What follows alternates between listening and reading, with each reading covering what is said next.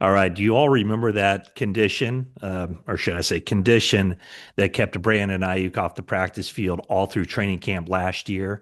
I kind of get the sense that something similar is cooking up with Jauan Jennings and his calf. I believe it was a calf injury that Kyle Shanahan quoted or air quoted that was the reason that Brandon Ayuk didn't practice last year. Now, with Jennings, what's kind of funny is that when the media were allowed to watch the 49ers during the offseason program, the very first practice, sometime in June, Jennings absolutely tore it up. I mean, he looked so good and so crisp and just was completely on top of his game, just really much, very much in sync with Brock Purdy. And then that was the only time we saw him practice. And I do remember at that point, I'd already written about Jauan Jennings' contract situation and whether this could be an issue because pretty clearly signing that 2 year, $15.3 million contract a year ago based on the season he had in 2024, he was vastly underpaid. So his next contract figured to be a really good contract. So he was somebody that I kind of kept an eye on, but he was out there working out, practicing 11 on 11 stuff during the offseason program. And so I kind of pushed it out of my mind. But then later on, he wasn't out there. And what Kyle Shanahan said was it was a calf injury. In fact, the last injury update before the end of the offseason program during the mandatory minicamp, here's what Kyle Shanahan said. He said, Jauan Jennings, calf, nothing serious, training camp, meaning he'd be ready for training camp. Well, it certainly probably now kind of looks like, yes, there was nothing serious with that calf injury, but you wonder if after going through the first week or so of practices, whether the plan became at that point, let's get the contract extension, strike while the iron's hot, and then, try to leverage the 49ers for a new contract. So the reason I bring up Brandon Ayuk is because now it's not necessarily the holdout, although that's what Trent Williams was last year for the 49ers. It's the hold in. And the reason for the hold in is because, according to the NFL CBA, any unexcused late reporting or absence from training camp results in a mandatory fine of $50,000 a day. And it actually even says in the CBA, for the avoidance of doubt, any such fines shall be mandatory and shall not be reduced in amount or weighed by the team in whole or in part. So the right play for Jauan Jennings, depending on how far he wants to push this thing, is to report for training camp and then hold in. That calf injury might just keep him out until he finds some satisfaction with how the 49ers are handling the situation. And in the meantime, every player who reports, veteran players, they get a per diem, a weekly per diem, which I believe is an oxymoron. But anyway, veteran players get a weekly per diem of $3,500 a week. The young players, the first year players and rookies get a per diem of $2,000 per week.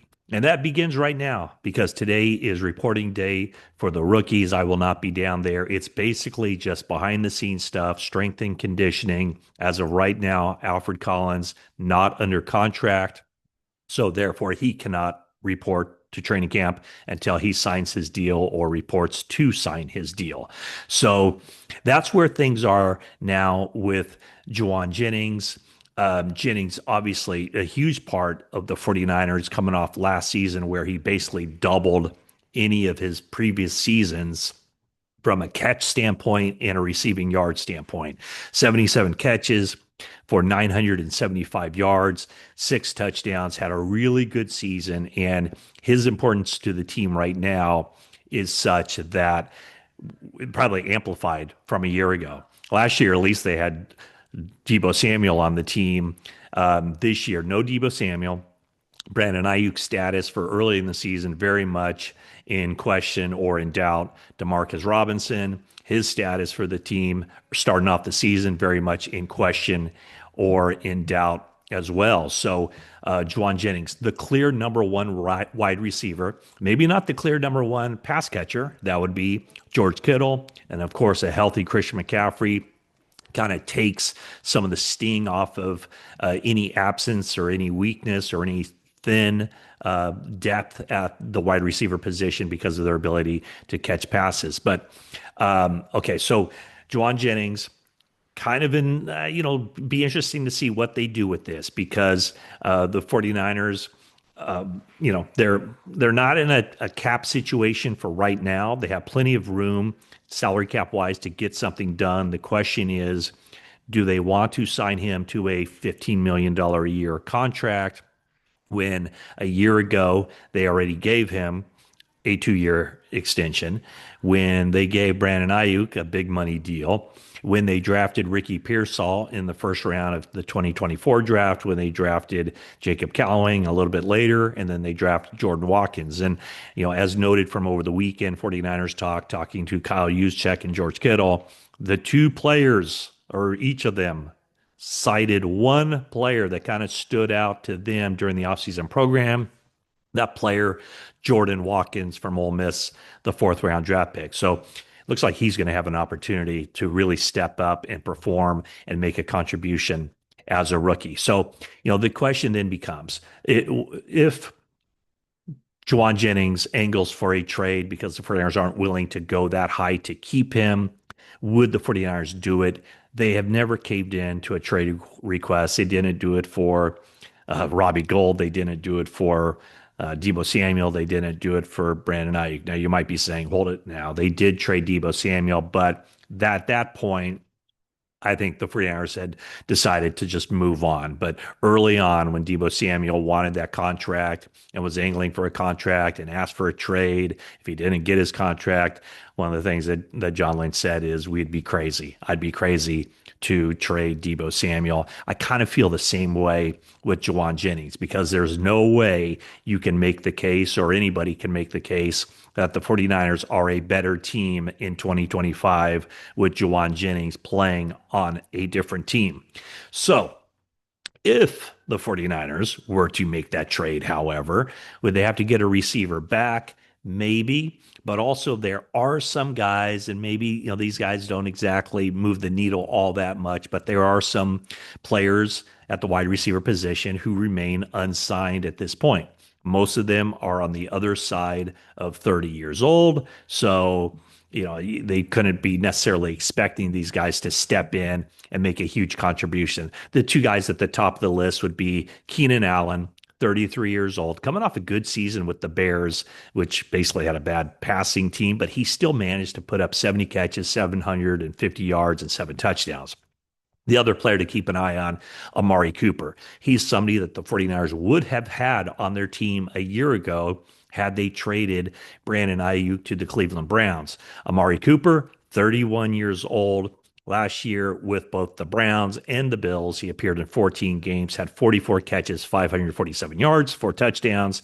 And then Nelson Aguilar, 14 games with Baltimore, only had 14 catches. So you see kind of a huge drop off as far as the veteran production. So it's not like the 49ers have a lot of great options if they were to decide to move on from Jauan Jennings at this point.